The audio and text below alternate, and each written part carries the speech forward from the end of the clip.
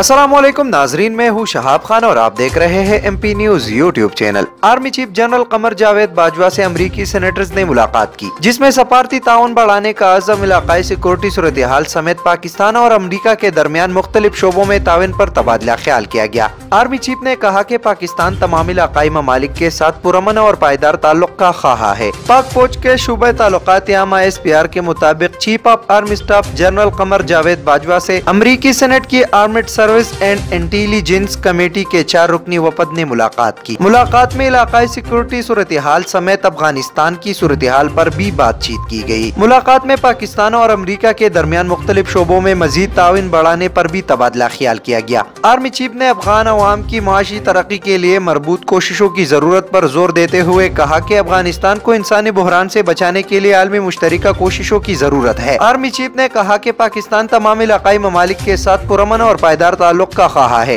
पाकिस्तान तमाम इलाकाई ममालिक के साथ बाहमी ताल्लुकात चाहता है। पाकिस्तान खित्ते में पुरअमन, कसीरुल-जहती और देरपा ताल्लुकात का ख्वाह है। अमरीकी सेनेटर्स ने कहा कि अफगानिस्तान के लिए पाकिस्तान के इक़दामात की तारीफ की।